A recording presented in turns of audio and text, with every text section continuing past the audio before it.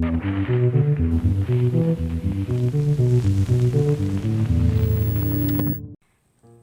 everyone, my name is Angela and I'm a singer. And when people ask me, oh, what do you sing? I just tend to say I'm a jazz singer. But what that really means is I'm an anything singer because jazz is such a wide ranging genre, which is why I love it. So my inspirations. First and foremost, I'm inspired by my upbringing and my family. My family have a lot of musicians in it. We have rock guitarists, we have violinists, we have drummers, pianists, opera singers. My mom was actually a singer before she had me. So growing up, I was exposed to a lot of music, and one of my first memories is sitting on the sofa with my mom, watching these wonderful old musicals and these movies like The Sound of Music and My Fair Lady and all of these great films. And even before I could talk, I would learn the melodies and sing along phonetically, and it was just something I loved to do. And then later on, I became very inspired by watching live performances. My father is a sound engineer, so every summer I would go with him to the Jazz Festival in Malta and watch these fantastic artists perform on stage, and I always just thought it was so amazing to see these people do these godly things on stage in their element, improvising and interacting with the audience, and I just thought that was brilliant. And I said, one day I would love to do that myself. I tend to associate music with different phases in my life. So there was a phase in my life where I was getting into jazz, and something that really stays in my mind is an album called Ella and Louis. It's a collaboration between Ella Fitzgerald singing and Louis Armstrong singing and playing trumpet. And I thought that the chemistry between them was just magical and so warm and inviting. And I also just really loved the repertoire. It was one of the first jazz standards albums that I listened to, so I adopted a lot of those songs in my own repertoire. It was definitely inspiring. And something else which I can associate strongly with is an album called Hatfield and the North. It's a self-titled album from the 1970s. It's a sort of psychedelic rock album. It's got a lot of layers of different sounds, and it comes out of the Canterbury scene, so-called, at the time. And I discovered that album when I was going through a bit of a rough patch. I was having a bit of a crappy time. And when I listened to that album, it was so different to anything I had ever heard before that it sort of reignited my love for music and my excitement at discovering new things. And I really credit that album for pulling me out of that slump in my life. And then the third album I'd like to mention is an album by a lady called Esperanza Spalding. Now, Esperanza Spalding is an American singer and jazz bassist, and she came to Malta twice. She performed at the Malta Jazz Festival a couple of years back, and I was very excited to go and see her. First and foremost because she's a woman. Being a woman in the music scene, especially in the jazz scene, can be quite an isolating experience at times. It's a very male-dominated world. So seeing a woman take control of that stage and performing her own original music was just so empowering and so uplifting.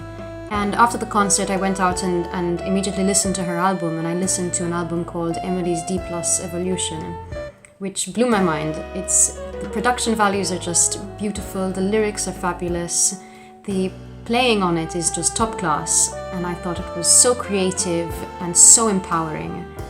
So yeah, that resonated with me a lot. So I'm not so much into gear. I like the fact that as a singer, it's very organic. You don't carry an external instrument with you. It's all in there, which is kind of cool. That said, I do need to practice, and this is my practice room, and one of my best tools is my trusty piano, which is over there. And I am by no means a pianist, but I recently decided to start learning, and I picked up enough to be able to pick out melodies and experiment with chords and accompany myself in a basic way while I'm practicing. So that's an indispensable tool. So as an artist, I mostly perform as a soloist. I do a lot of gigs with my right-hand man, Carl Gallia. He plays the guitar very well. And with Carl, I play a lot of jazz standards, very traditional American songbook, which I love. I also collaborate with other local musicians, so I have a great respect for. For example, recently, Carl and I went up to Vienna with Oliver De Gabriele on the double bass, and we performed there, which was wonderful. Apart from my solo work, I'm involved with a band called Swing Nuages, and with Swing Nuages we play gypsy-jazz, swing, manouche, very percussive, very swinging, very retro and very fun. I love it. And I sing also with a band called Blue Tangerine, which is an international project. We're a 9-piece band. Half of us are Maltese, we live here, and half of us are French, and they live in Paris. And what we do is we send each other tunes that we've written. Mostly our director Vincent writes the music. We learn them individually at home, and then when we have the opportunity to travel, we can meet up either in Paris or in Malta and put it all together, which is crazy and exciting, and we can see what it sounds like and work on it from there and then perform. And with the Blue Tangerine, we were lucky enough to perform at the Malta Jazz Festival twice, which was crazy exciting for me because that was like my lifelong dream fulfilled. And we also played at some great clubs in Paris. We played at the Sunset, we played at the Studio de l'Hermitage. Fantastic experiences with a foreign audience. You never know what you're going to get, and it's just very exciting. With Blue Tangerine, we recorded a full-length album in 2019 with the support of the Arts Council Malta. It was a very exciting process. We went up to Paris to record in a studio there, and we perform on the album some cover tunes by Brazilian composers such as Hermeto Pascoal. And we also perform a lot of original compositions, including a composition called April, on which I wrote the lyrics and obviously sing.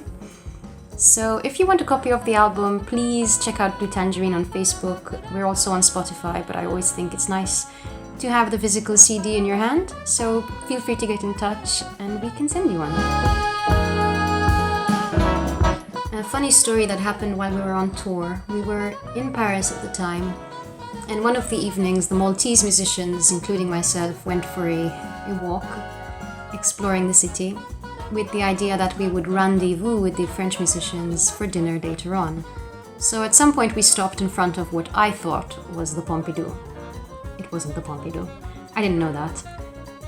So we called the French musicians and said, "Hey, we're in front of the Pompidou, come and get us." And they went to the Pompidou and didn't find us, so they called us and said, "Hey, where are you?" And what ensued was a wild goose chase, us running around Paris completely lost, until finally, much too late for dinner, the French musicians finally found us, explained to me that this was not the Pompidou. And from then on in, the term Pompidou came to represent a screw-up. So if something goes wrong, you say, "Oh, it's a Pompidou." And that was the catchphrase for the rest of the trip. Mea culpa. Obviously, I'm a live performer first and foremost, so my calendar is empty, which was very demoralizing for a while, although it did give me the chance to explore my other interests like reading and gardening, which was kind of great for a while. Although after a while you start to question, am I a singer if I'm not singing? So as a remedy to that, I've decided to start hosting small jam sessions with a select group of people, and I'm really enjoying that. Although I can't wait to start performing again.